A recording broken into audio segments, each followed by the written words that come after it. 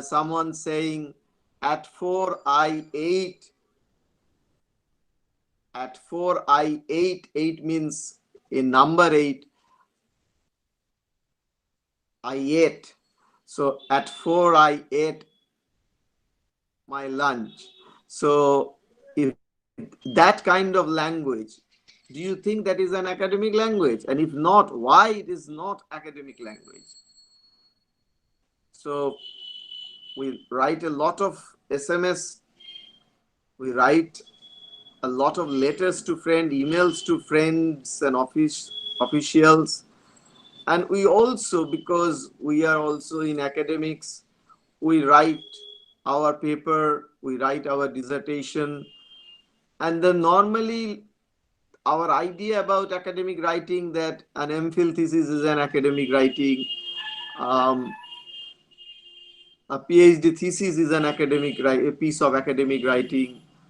Even your answer scripts are pieces of academic writing.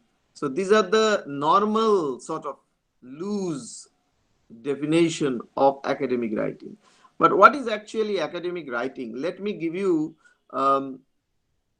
some more examples of academic writing, and then you can follow it up very quickly.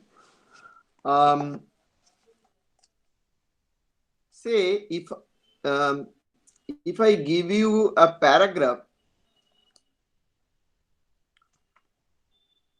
and tell you that you try to find out whether this piece has um, some formal features or informal features.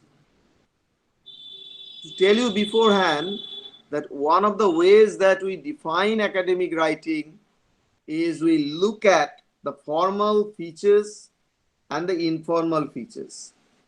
So if I give you 3 texts and if I ask you to distinguish whether between them, that whether this particular extract is a formal text or an informal text, you have to find certain features of it. So today our focus will be on the features basically. Now I give you 2 to 3 lines, and then you will be able to appreciate on your own. So if you say that this sportsman is posing a challenge and threat to the community and poisoning most of the sportsmen and exercising control over them. If I give you a statement like this, do you think that this is a formal text or an informal text? Could you please write in the chat so that I can see?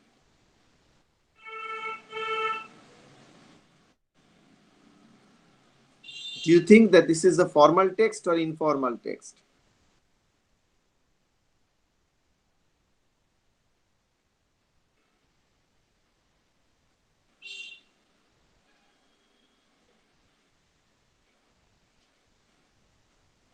Sir, have you shared your screen? We are not able to see your screen. No, I want them to write through the chat because some of them have already started. Okay, fine, yeah.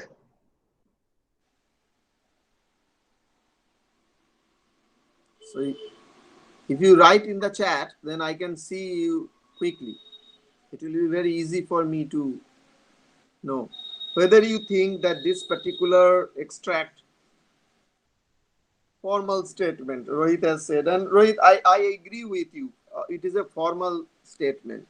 Now, if it is a formal text, then my question will be that what features of formal text that you see which actually helps you to conclude that this is a formal text?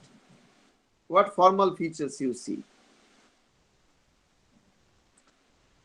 The sportsman, I'm reading again, maybe differently. Um, the sportsman is posing a challenge and threat to the community and poisoning others as sportsmen and exercising control over them.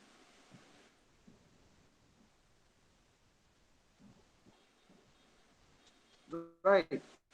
Now, if you say this statement, what do you notice there?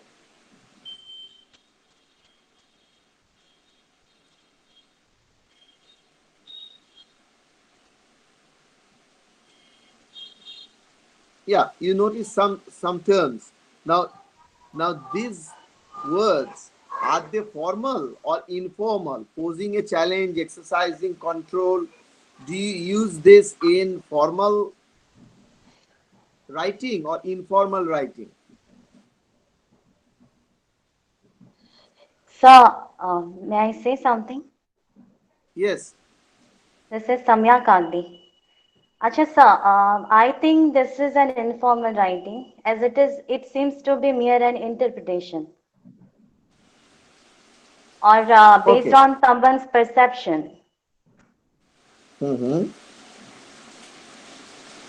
Yeah, Now, so, if now listen, if I reply to you saying that I don't think that this is a case of formal writing at all, then do you think my statement is a formal piece of writing or informal piece of writing? so didn't get you. Now, you said something, Yeah. and I say, in response to your statement, if I reply that Hmm. I don't think that this is a case of informal writing, Hmm. how do you describe this statement? Is it formal or informal?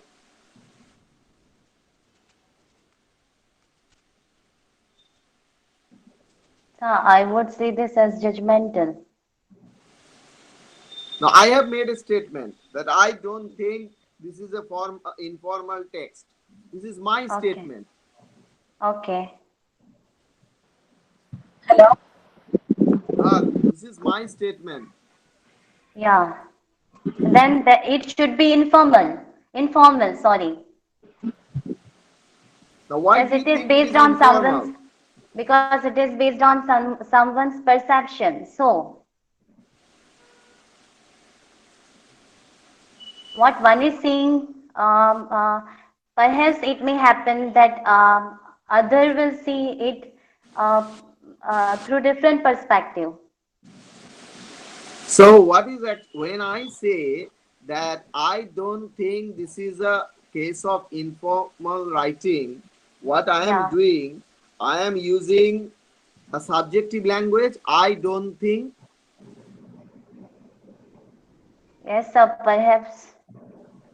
Yes, sir. and when I say I don't think, I am using also contracted form. Don't in place of do not. Hmm. You get my point? Yes, sir. Getting you. Okay. And Hmm. also, this has a lot of emotion because it is an emotive language. Because I Yes, don't sir. think, Hmm. I am putting my emotion there.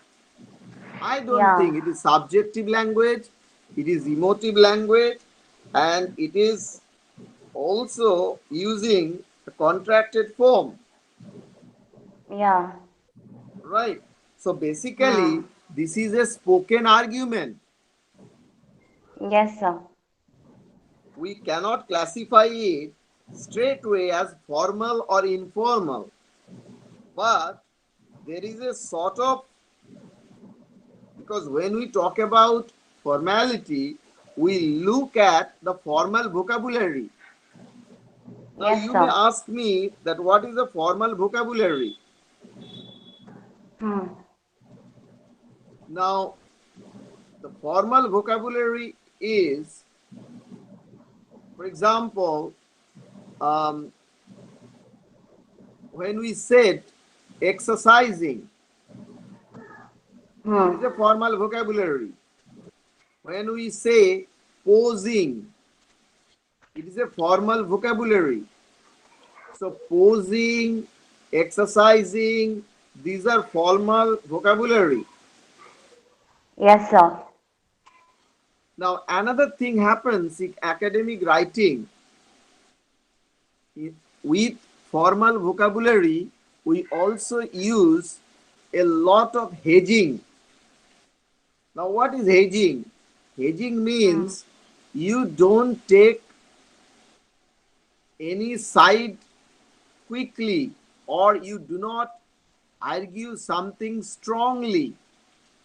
For example, you say something and you say that in my research there are 5 variables, and I say, I respond as your supervisor, I don't think that there are 5 variables in your research.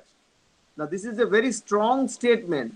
Now if I want to hedge, then Yeah. I will say that maybe 5, maybe 3, Yeah. or you may say that I think it may be 5 or maybe 6. So I am hedging. So may, often, these are very cautious language, right? Yes, sir. So you are not stating anything clearly. What happens in informal text? In informal text, you state it clearly. I am going to dance with my friend. And in academic writing, we do not say things that clearly, that loudly. Right? Yes, sir. We use formal vocabulary, very cautious and objective language.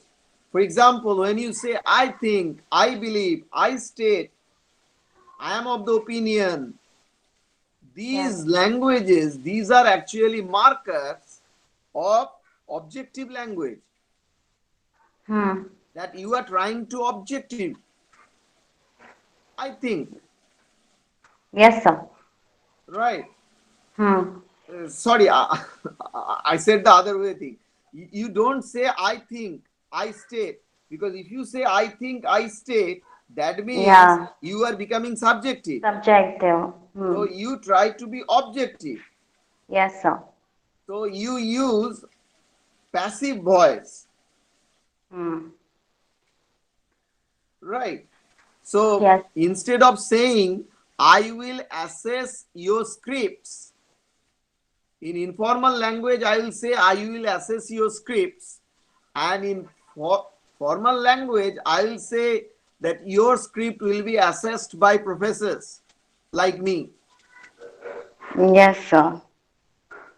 So we do not go for the subjective in case of formal academic writing. We always try to hedge, maybe, may not be, and you use a lot of passive voices, right? Yes, sir. We use a lot of contracted forms. I don't think, I am. Yes. And we also use 2 other things, emotive language and questions. For example, the basic tenet of research is re-exploring, basically. PhD research is not discovering something new. PhD research meaning re-exploration. So you will be re-exploring an area, right, from a new perspective. For example, there may be many PhDs on Hardy's use of nature in his novels. But you may bring in a fresh perspective by saying an examination of Hardy's use of nature from eco-feminist point of view.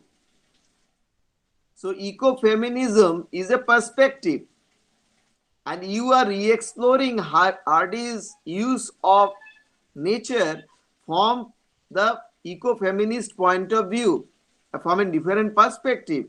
That is research. Now, when we do that, so we use passive voice, we use contracted forms, we use a lot of references, right? Because in informal text, you don't get any reference.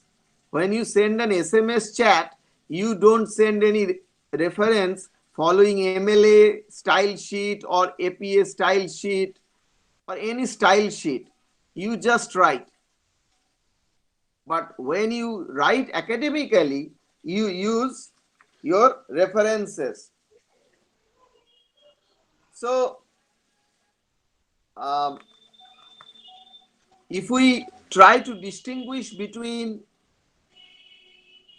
the informal and the formal text, we would say things like that a formal text contains formal vocabulary, right, and very cautious language, meaning some hedging, contracted forms, objective language, use of questions, passive voice, and the last but not the least, references, citations. Right. Now, overall, that is the differences between the two. Now, if you have a book and pencil or pen before you, you write down a couple of sentences I am giving to you.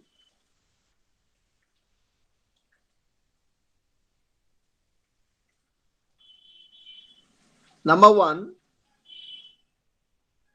these findings are replicated. These findings are replicated. REPLICATED. Replicated.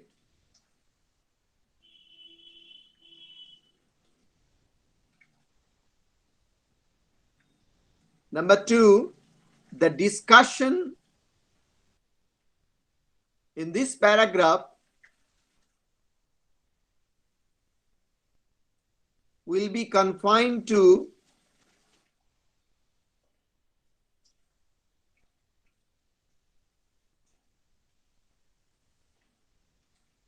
a general description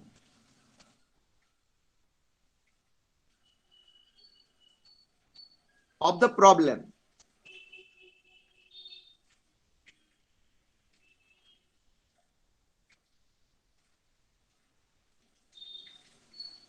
Now tell me whether these are formal text or informal texts.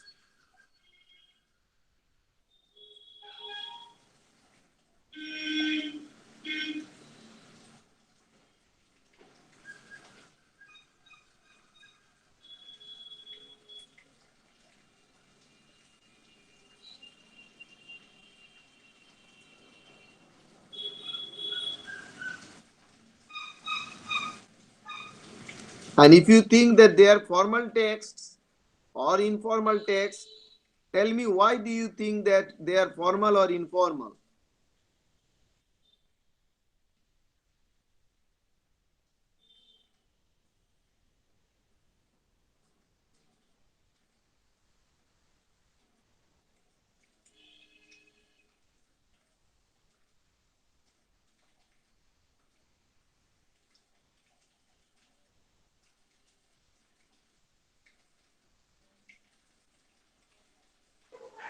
Sir, may I say something?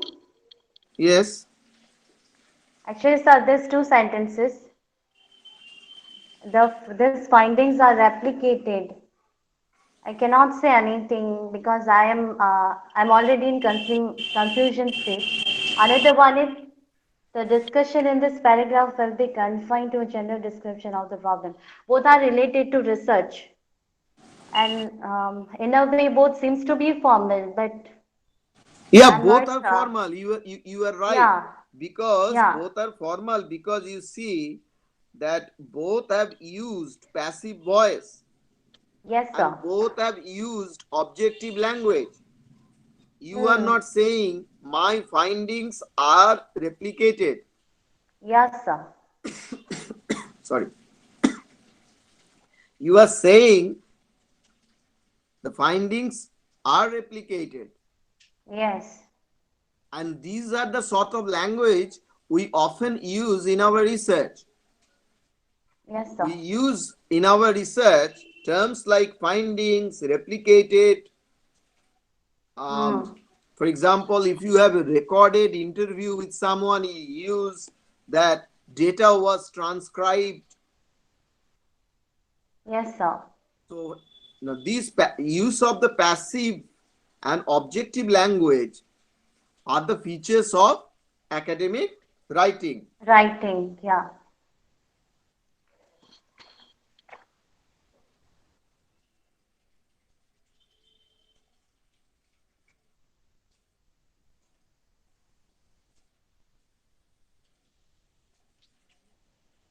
Now, there are couple of techniques of developing academic writing. Now, let me give you these techniques first and then give you examples of how you can go for it. Otherwise, you'll be confused. The first thing is that when you write academically, you divide your text into paragraphs. And these paragraphs develop a particular aspect associated with the idea that you want to develop, so that these paragraphs are causally related. Now, how you can do that? Now, in the paragraph, the first paragraph that you write should contain a topic sentence, right? Now, the topic sentence means you state the problem briefly and then you gather supporting sentences to develop that paragraph further. For example, if you say that there is an increasing tendency amongst the youth today to hook up to social media, this is a topical sentence, but then you need to, bring in some supporting sentences. Now, what will be the supporting sentences? You may try to explain or give some reasons or your arguments why the youths today are getting addicted to the social media, or what does the social media have that actually draws their attention. So you can develop your texts accordingly from the topical sentence with supporting sentences, right? So when we do academic writing, our basic job, the first thing is to find a topical sentence of the paragraph and then look for supporting sentences, right? So that is one way of. And then after the supporting sentences, you have to conclude. Now, what is a concluding sentence? Remember, always, when you write your thesis, that a concluding sentence is not a repetition of the topic sentence.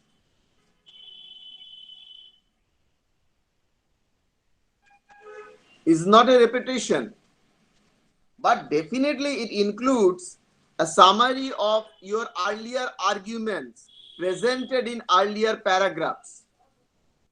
So what we actually find missing, and Professor Barad, as an examiner of many PhD theses in recent times, can give you plenty of examples in all those PhD theses.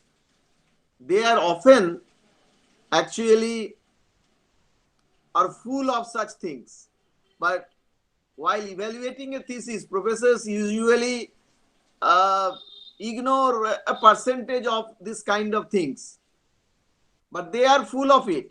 If he can give you some of the PhD theses and you use the scanner in the light of my talk today, you will be able to find so many sentences where they actually, in conclusion or in concluding the paragraph or in concluding that particular section of your writing, that you actually repeat the topic sentence. For example, if your research is applied type, meaning you have collected data and you are discussing your findings. Now in the findings, the first paragraph, the topic paragraph, or which contains topic sentences, should briefly say that what your final supporting arguments are going to be. So when I am reading your PhD thesis, I am not going to wait till I end up reading your concluding sentences in that in that section. I must get to know that where you are and how you are progressing and how have you come to this conclusion. So remember all these things. Start with the topical sentence or sentences, couple of topical sentences, maybe 2, 3, 4, 5. Then bring in your supporting sentences with evidences, extracts. These are all supporting sentences. And then in the concluding sentence, you include a summary of your paragraph or your section. You just do not repeat the topical sentences or topic sentences. Right. Now, there are a couple of other things that we use when we do that. We use certain expressions, but I will deal with that part of it maybe later on, but let me briefly touch upon them. We use some signaling expressions. Now, signaling expressions, what are the signaling expressions? Signaling expressions are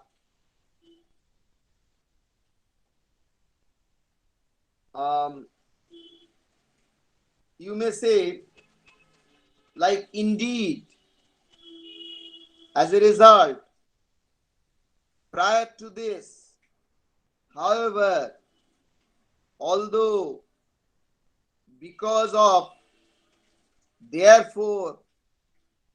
Now, these are signaling expressions. These signaling expressions have an effect in the paragraph. The effect is basically they indicate the, the breakup in the argument. So you have to be very careful about using these signaling expressions. Signaling expressions, if you use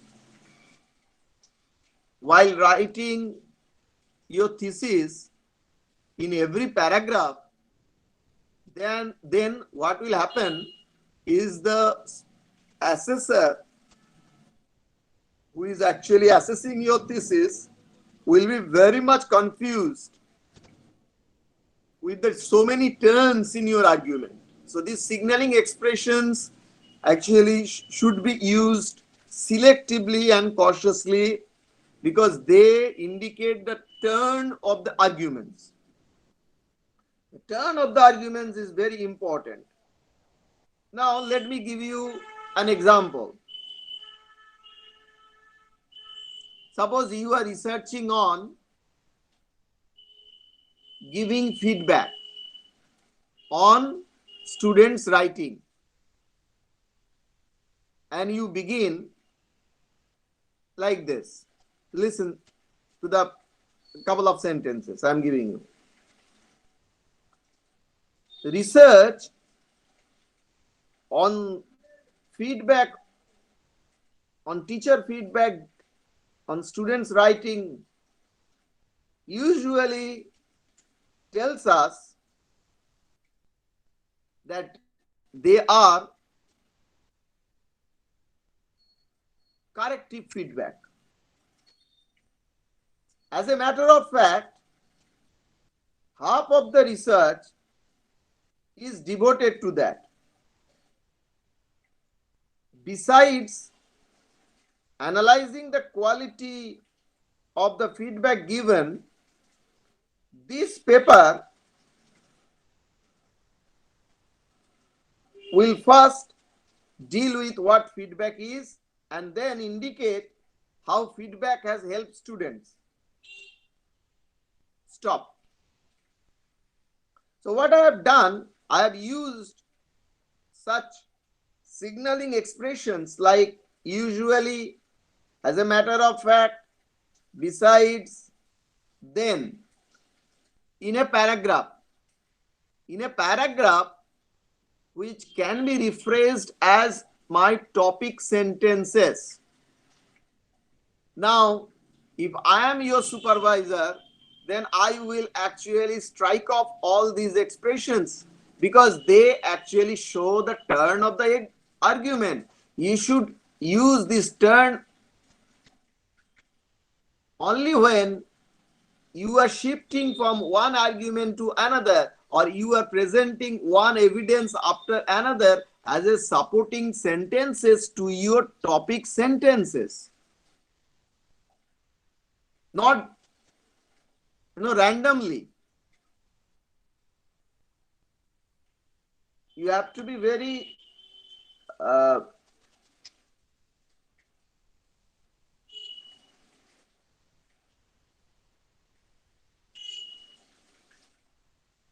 careful about this. Are you clear? Now let me interact with you a bit. Are you clear? Yes, sir. Now where is Professor Barad? Yes, sir. So Yeah. share your experience also. Don't you see many such theses where actually people make such mistakes? They use signaling expressions and lots of turn takings, lots of hedgings and use of emotive languages. And when they are concluding, they are just repeating the topic sentences they used in the beginning of the section. Often the thesis is guilty of that, but because some of the examiners are very lenient, they tend to ignore that. But some supervisors also tend to correct them also. But if you submit your article for publication in any good journal, then they will ask you to revise. And they will use expressions like this, that we find, our reviewers have found lots of signaling expressions where they are not necessary, such as, so you are requested to revise. So that thing will happen. So academic writing is a kind of a process. Informal writing is a kind of a flow. And even fiction writing is not academic writing. Writing a poem, you have the freedom. But when you are writing for a journal, for a publication, for a thesis, there you have to follow this kind of structure so that you are not in a kind of a problem. So if you have any questions, you can ask me.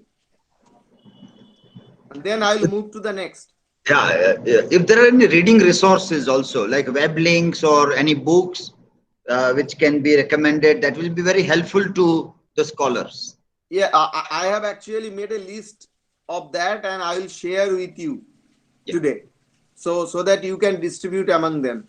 Yes. I am not posting those things as a link right now. We'll put in a piece of paper and email to you so that, you know, they can consult and understand on their own. Yeah.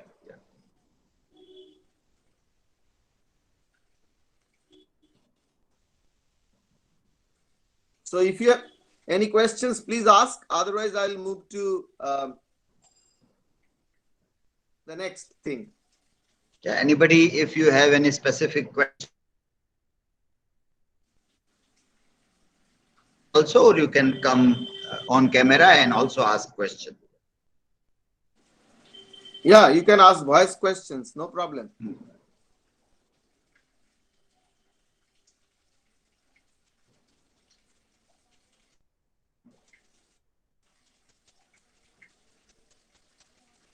Because research is asking questions and then responding to the questions with evidence and support. As a researcher, you have to ask a lot of questions. And sometimes you will find answers, sometimes you don't find answers. So when you don't find answers, what you will do in your limitation part, you will say that these are the questions that honestly I didn't find any answer to, so which can be explored further. Yeah, I think Pooja is asking, but you have to unmute your mic. Yes, Pooja. You are not audible, Pooja. Your mic is not muted, but you are not audible. Now am I audible now? Yes, now you are audible. Yeah. Yes, yes. So Kalyan sir, you have said that our topic sentence and concluding sentence that should not be the same or no repetition, but just we have to give a brief summary of. So how the language of both academically language differs in topic sentence and concluding sentence. That's what I want to ask.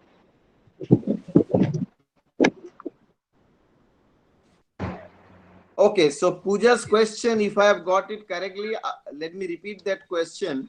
The question is very interesting. It says that I have argued that in a section of your research paper or your PhD research, you begin with topic sentence or sentences, then you present your evidence or arguments through supporting sentences, and then in the concluding sentences, you do not repeat what you have said or what you have used as topic sentences, but you can present a summary of your argument. Now, how will you present that? So Pooja's question is, if I am not using repeating that, so how I am going for it? So for example, in the several paragraphs which you have used as a supporting sentences, there you have a thread. Now, what you have to do after completing your supporting sentences, from each paragraph containing the supporting sentences, you have to find out the thread and you put the thread together in a piece of paper, and from there you present the summary, and you present the summary using passive voice and also using objective language. And remember another thing, in the concluding section, don't try to hedge. I state, I think, it may be No, because you are concluding. Now, research is not like, that your conclusion will match with my conclusion. What we will look forward to see is whether your conclusion comes out from the evidences or support that you have drawn on. You can draw on the literature review and try to link with the literature review and the support sentences or evidences you have already presented. Now, what happens in a research? I'm just focusing on PhD research. In PhD research, when someone is reading your PhD research, remember that person is reading 300 pages or 400 pages. And so your writing will be such that if I read your 50 pages in the month of August and start reading your next portion in the end of September, then still I can follow it without going back to what you have said 50 pages before. So you have to bring in that idea that I have already, or you may say that in that particular section we have already discussed with this, and now from the support, now from the evidences presented above, we can say that this is that. So basically, you can draw literature review, you can draw your arguments, but you give a feel. The best of the PhD theses give a feel to the reader. Just like when you read a book, every chapter that begins gives a reference to the earlier chapter. So there is a sequence. So you don't feel detached or divorced from the earlier arguments. That is very important. Pooja, am I clear?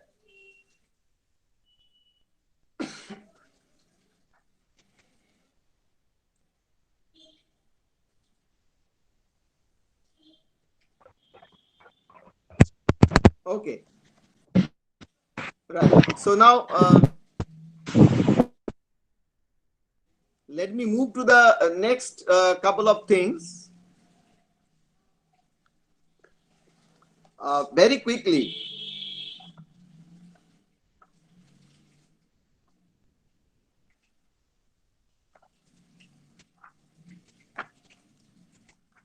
So we have talked about these features.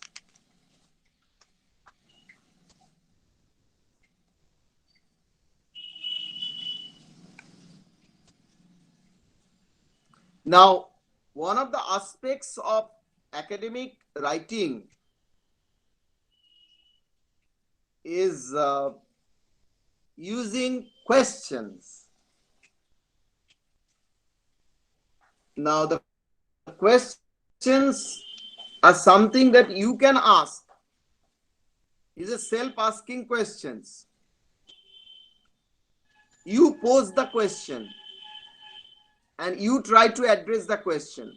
Now, this question is different from the research questions that you may have.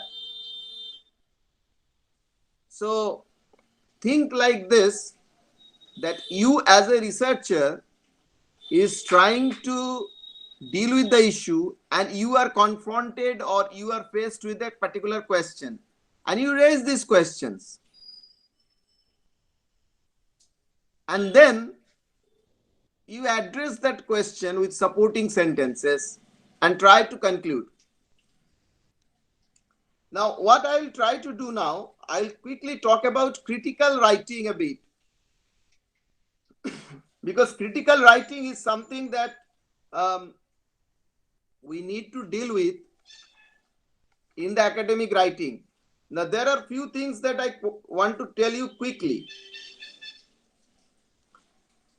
Now, Academic writing includes expression of ideas, opinions, and facts that you have gone through, heard in the lectures, and also discussed with your supervisor or with your peers. Now, here always try to remember that the information that you gather, whether from your data or whether from reading of the books, literature review, now this will give you new ideas and opinions, as well as these will enforce your current knowledge. Now, as you read different texts on your area of research, you will be exposed to differing views, and these views will help you to develop your argument. Right? Now, writing critically means, I repeat, writing critically means making the best use of the material you have consulted.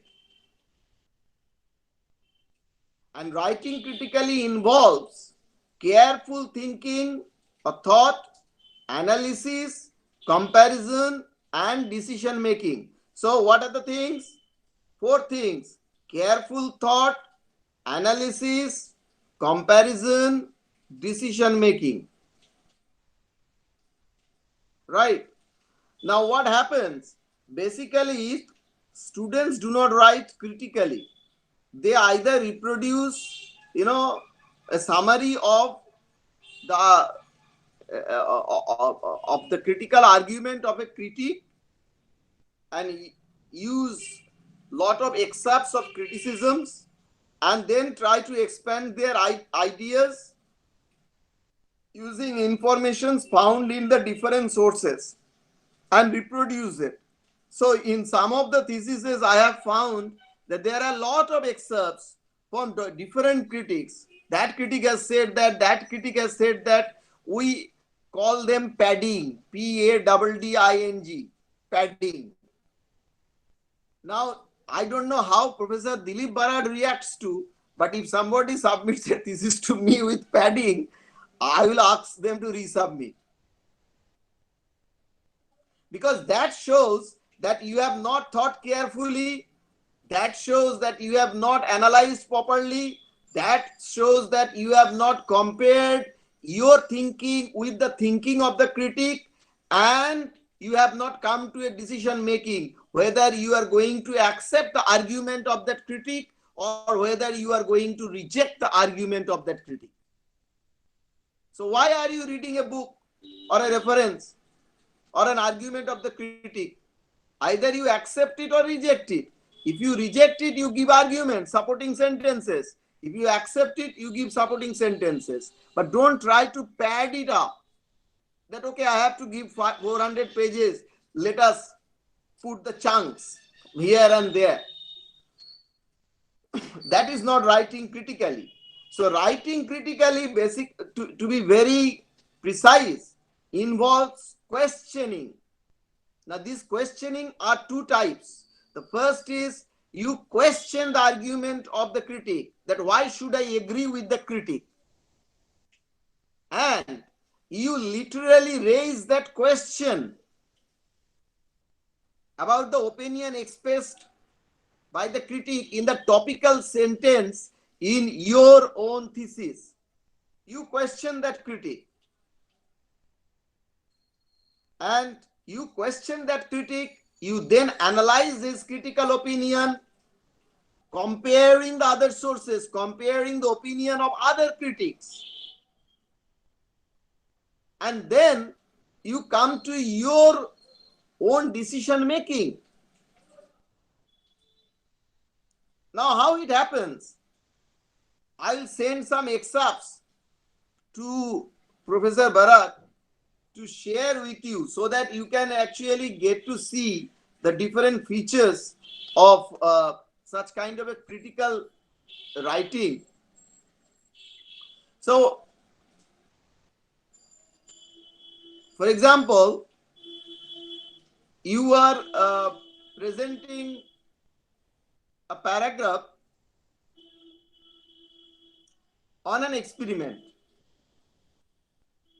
So what you start with, you introduce the topic of the paragraph, not with your own voice. So when you introduce the paragraph, you are going to refer to a critic, you introduce it with the voice of the critic you are quoting, or you are going to quote, or you are going to reference. Then what happens? Then you actually question that opinion and try to describe in detail the irrelevant part of the argument.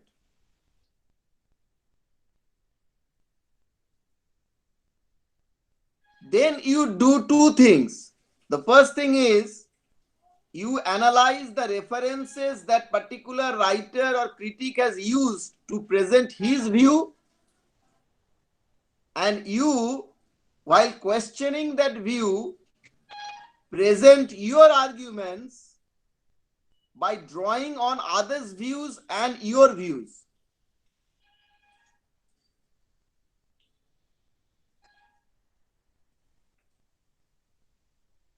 So what will happen when you do that? You will be able to put forward a kind of an argument where you have already omitted or avoided the irrelevant sort of details. And you end up with an argument or with an opinion of your own, and used all the sources that you have discussed in favor of your view or against your view as a support to your claim. Now, I don't know whether you have already been able to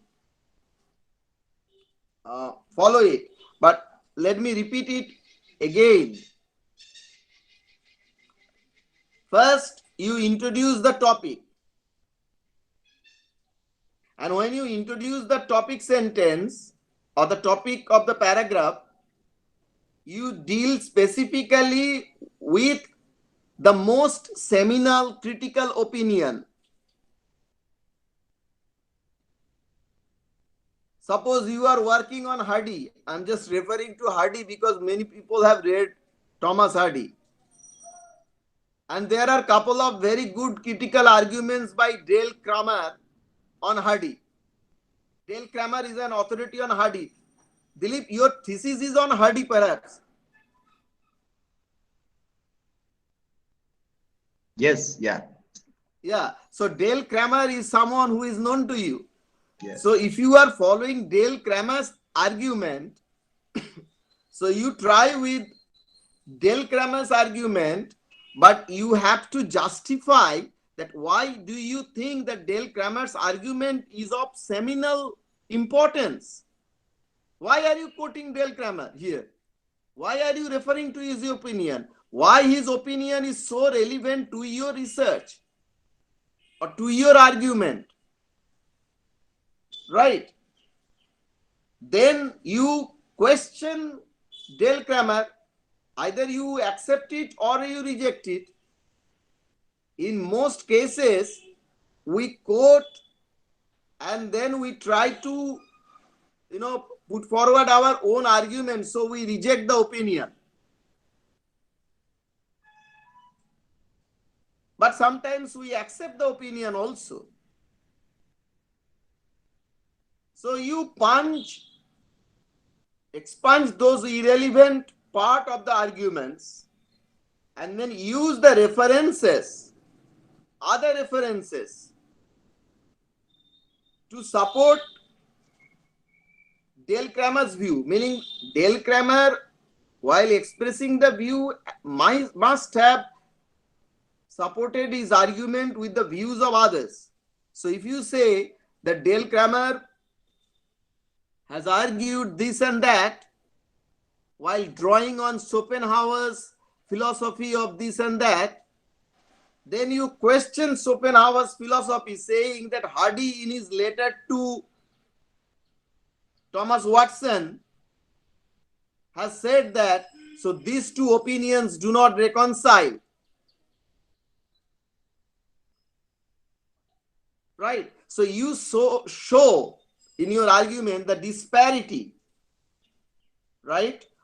So your voice then comes out. In research, what is important is to establish your own voice. That is the voice of the researcher. Because what we are concerned about is the voice of the researcher, not the voice of the other critics, what they have said, that we know. But what arguments you present and what conclusion you arrived at by analyzing, by thinking carefully, by analyzing, and by critically, discussing, and finally making a decision of the point of view which you are going to accept or not. While doing that, you can refer back. So thesis is writing to and fro. So you can refer back to the literature review. You can refer back to other critics. But in the concluding paragraph, you try to establish your own voice, drawing on the different critical resources you have consulted. So basically, what I am trying to argue here is academic writing or writing critically are two different things. Because academic writing involves expression of ideas and opinions and facts that you have read, you have consulted. But writing critically means making best use of those materials. And you can make best use of those materials when you do a careful thinking that, okay, Dale Kramer has said this. So what should I do? These are the questions that I have before me. These are my research questions. Does Dale Kramer opinion support my research question? Should I quote him or not? So you start thinking carefully. And then you start analyzing those things in your writing. And then you compare your opinion with the opinion of the critics that you are drawing on. And then you come to a decision making. That is your conclusion. And in your decision making, what you offer as the concluding paragraph, in the concluding paragraph, you present your opinion, and you also you may draw on resources or sources, or you may support the opinion of the critic you have quoted by drawing on sources that the writer has drawn, or you may draw on other resources. For example, you may support Dale Kramer's opinion as an appropriate one to answer your research questions by drawing on the opinion of other critics like Michael Milgate. So you can draw that on that, right? So I think I should stop here, and if you have any questions, I can take those questions. Okay, so I also ask the other members if you have the questions there. So in the first part, Dr. Kalyan talked about the technicalities of writing and linguistic markers which are necessary for considering some language as a formal or informal language, and how one has to be very careful about not using a very informal expressions when you are writing a thesis. And one has to do lots of rewriting to come out from that informal way of writing. Second part was very equally interesting also, that will be the process of writing apart from the linguistic markers. The process is whether when you refer to critics, you agree, disagree with them. How do you accept some kinds of observations? How do you reject those observations? This is also very important part for all kinds of writing in thesis, because you are dealing with some hypothesis, and your hypothesis should not be your assumptions. It should be coming out from some critical observations. And he has very rightly said that pick up seminal works, seminal critics. So in whatever area you are working, you should know who are the seminal thinkers of that area, and you have to start questioning them in your research work there. So it was very well, both the part was very well discussed. But still, if anybody has I any just yeah, yes. I just want to add one particular thing, that is, we often say to our researchers that look the work that has been done in the last 10 years. These days we ask our students to consult journals, established journals, and the writings published there in the last 10 years. But what is important to understand, that you can all, that doesn't mean that you don't have the liberty to quote someone who has written in 1960, and that work is important to your thesis. But then you have to justify through your writing that why do you think that quoting a critic who has written 60 years back is so seminal. Suppose Leslie Abercrombie wrote in 1920. Now, if you refer to Leslie Abercrombie or I.A. Richards, you have to justify that why I.A. Richards is still seminal to your argument. And then you can draw on 2016, 18 to 20 articles, right? To agree with Richards or Abercrombie or to differ with them. But whatever you do, you have to establish your own voice. If your own voice is missing, then it is a jumble up of ideas. It is not a thesis. Thesis means, actually is a summation. So you look at others' arguments, you may read a lot, but not all the writing or not all the information you will be able to use or you can use in your research. Right. So in your research, say you read 5 books and you try to, use only that 5 books, whatever material is there, that is not the research. The research is, following the thread, following the link and trying to develop the, Taj Mahal by building one brick on another brick, on brick on another brick. So you try to follow the thread. So when you read Abercrombie or Drellkammer, if you are working on, for example, Thomas Hardy, or if you are working on E.E. Cummings, the American poet, then you have to follow some of the arguments, critical opinions, books written on them, and then keep on looking at other arguments presented. But it is not that you will be able to use all that you have read in your writing. That's the critical thinking part is. You have to think critically that what you can use, what supports your point of view, what doesn't support your point of view. And then use that. You have to make a judgment whether you will use it in your topical sentence, because if it is going to be the seminal argument, or whether you will use it as your supporting sentence. So when you are referencing, the same thing is true. Whether you will use the reference in the topic sentence or in supporting sentence, that depends upon their importance. It is a grading. It is like inverted pyramidal structure. The most important information. So this is the pyramid, and if you invert it, then it becomes like this. The most important information at the top, then you go down. Just like the news reporting. When you read a newspaper, if 15 people got drowned, the first sentence they write is 15 people got drowned in Narmada River. Because that is the most important information. 15 people got drowned. Then they actually, prioritize the information. Similarly, you have to do that.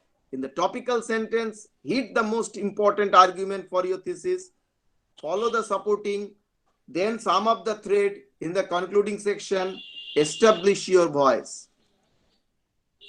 and then move to the next section. When you move to the next section, you have to establish a connection between the previous section and the next section. So you have to say in the opening remarks that we have already discussed in the earlier sections or in the previous section these aspects. Now I am going to deal with this.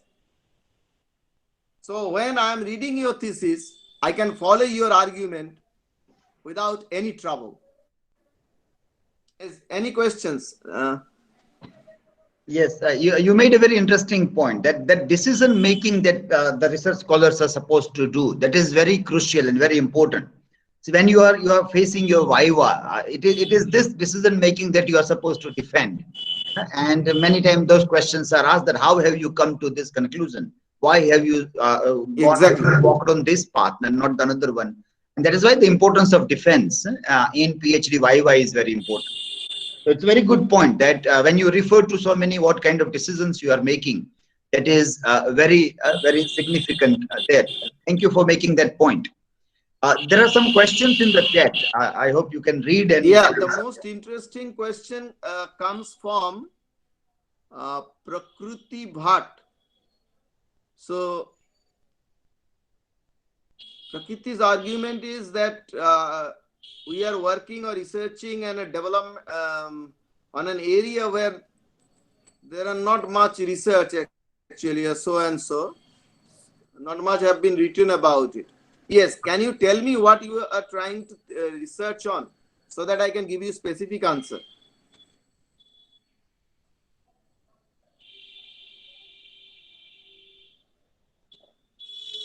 Like which area you are trying to work on? Yes, Prakruti can say like any area that is in your mind, like which area you think is a new area and you want to work and the books are not available.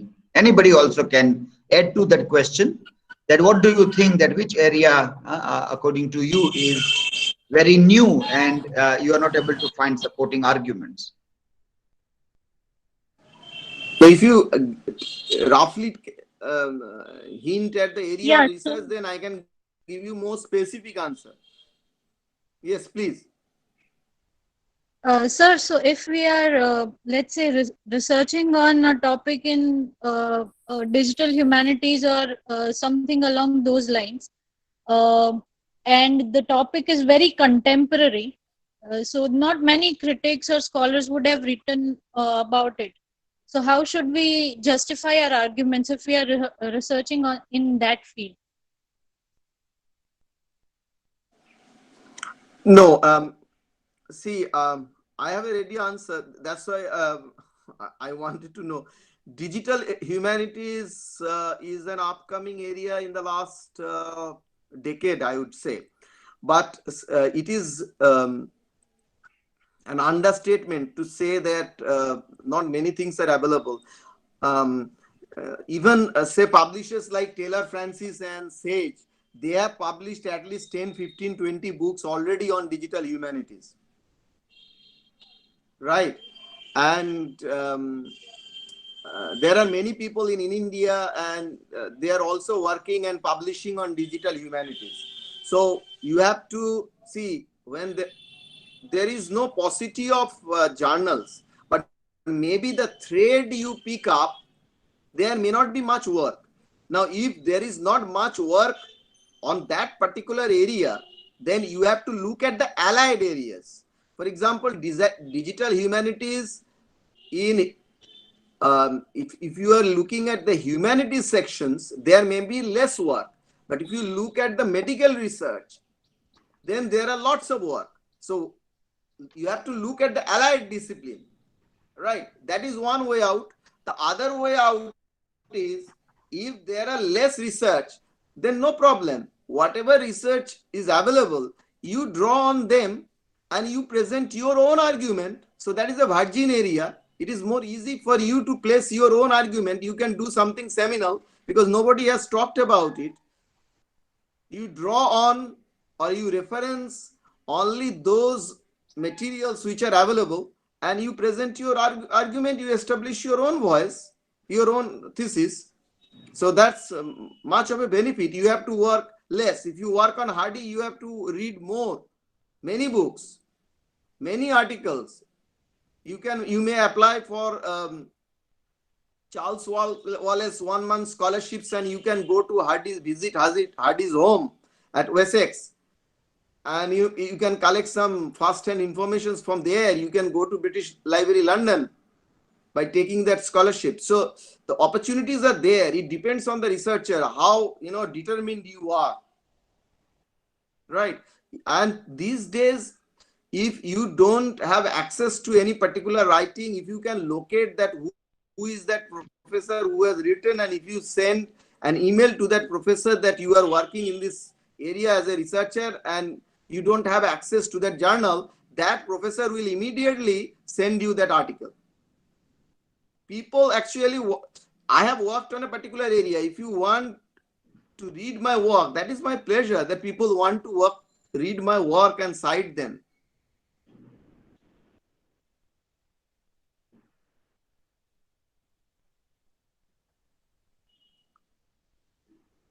Yes. Many students. Yes.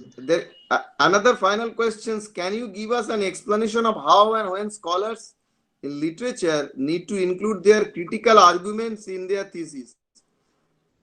Your whole thesis is your critical argument. In each and every section, you have to argue. And you have to establish your voice when you move from one section to another section. Whether it is literature review does not mean that you only quote opinions of others. In literature review, in the concluding section, you have to, somehow critically analyze and synthesize the opinion of the different critics and your own opinion.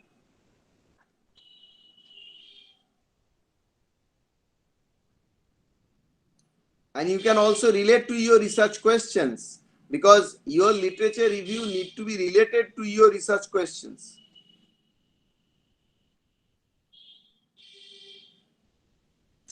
Any other question? So, like you have very rightly said that many times people think that this is a new area or nothing is written, but there is always something on everything. So when when you refer to journals and things which are published, you obviously will find. The only thing sometimes is that we don't know that there are these kinds of works being published and there. Otherwise, it is a very general statement that some areas are very new and you won't find anything on that area. That won't be possible when we pick up a topic for PhD research there. So elite topic, some writers are new. So people may say that on this writer I am not able to find, but it is not the writer that you are looking for. You are trying to do a critical discourse on that writer. And then on that critical discourse, you obviously will find many things available there. So many students also. And today, because of the technology, because of Amazon and others, it is possible to buy any book, access any journal, anything. It is in your grip. Gone are those days when we actually worked, when we relied mostly on what is available in the libraries of the university or National Library or Central Library. Now, but today, we have lots of books. For example, if I can have this much of books, so you can also have in the library lots of books, and you can consult all these things. Yeah, lots of digital resources. There is no issue anywhere. Journals are available. Sometimes they are paid journals. Sometimes you have to spend some money, but it is available. It is not that it is not available there. Yeah, and if you don't get the article, you see it is paid, then you try to follow who is that professor who has written and what is his affiliation, and then search his university website, find out his email him. In most of the journals, the email of the author is available. So email him or her that I am working on this area in this particular university as a PhD candidate. and I have read your abstract, but unfortunately my university has got no access to the journal. Could you please send me a copy of it? They will gracefully send one. Yeah, I remember one incident. You were in UK for your this program, no? Uh-huh. For that.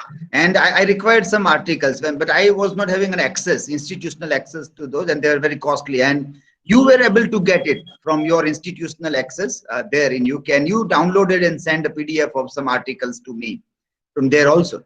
So, like Yes. linking with people in various universities, and many of the universities have free access to articles, so they can download and send those articles also. So if you build up a network of people, then lot many things are possible that we can access the information available on digital resources. Yeah, and there are some of the sites like Semantic Scholar, Academic Edu. So if you join those sites, you can also, get so many articles freely downloadable. People want, as I've said, no, the researchers want their research to be read and cited, because citation has a value. So nobody wants that I have written something and it should remain with me till I die. It's not like that. So if you write, they will share. They No will share. issue. Yeah. And also, like you mentioned about impact factors and that. So today at 2 o'clock, we have invited one Professor Kiran Trivedi, and he's going to talk about H index, I index, that also with. So you also will come to know about those things in today's session at 2 o'clock. He is going to talk. That's great. Yeah. Okay, so Dr. Kalyan, thanks a lot for Yeah. throwing light on the academic writing, critical writing, and I hope many of the scholars, even the MS students who are writing assignments, if you start practicing all these things from your assignment writing, it will help you a lot when you think of writing for PhD work or even publishing your work in any of the journals. Everywhere it will be very useful to you there. So thanks, Dr. Kalyan, for sparing a time. I will prepare some material and will send it to you so that you become familiar with what are the signaling words, what are these things. It is very difficult to actually sum up within an hour the features of academic writing. But I intend to take another session with you on the difference between writing critically and all these things. So then I will go into the details of how you can connect your paragraphs and all these things. Now I will try to prepare. I'm preparing already. Prepare some materials for your reading so that which you can use when you are writing, and then you can develop it further on your own, right? So it will be a kind of an initiation into it. Yes, So that will be this is very not, useful to everybody. That will yeah. be very And useful. at the same time, I also request you that try to download or get access to 2 to 3 good journal articles in your area of interest and read them, how they have presented the arguments, right? How they have written this stuff. Now the problem actually myself actually faced is your academic writing style is substantially different from the academic writing style that you will find in all those journals. So, for example, I'll send you a couple of articles also to look at the writing style, because they write directly to the topic. So, if you want to publish with Taylor Francis or Sage or other journals, then you have to learn how to write directly to the topic. We Indians, our academic writing is more rhetorical in nature. So, we do not know how to write directly to the topic. Right. So that kind of orientation, a little bit of change of orientation is required. But hopefully, if you read them, you will come to know about it. And I'll try to send you an article by Ken Highland on the use of authorial I. That I said that the use of I is a kind of a subjective thing. But at the same time, when we write article, we also use I, which is forbidden. But the article is very interesting argument how you can use your I, meaning your own to establish your own voice. The use of the authorial I by Ken Highland. I'll actually send that article to Professor Bharat, and he will definitely share that with you. Yeah. Yeah, please share. Prakruti got disconnected for a while, and she posted that she wanted to know something about artificial intelligence and education and literature as a kind of a new area that she was asking about that question. But I think on artificial intelligence, we have many things coming up nowadays. There are lots of journals which are talking a lot about it. You can also tell something about it. Yeah. She will not find much article on artificial intelligence and literature, but what she will find is lot of articles on allied disciplines, meaning artificial literature, artificial intelligence and medicine, artificial intelligence and marketing, right? So she will have to draw on those things and support her argument drawing on them. That's because she will not find much on artificial intelligence and literature.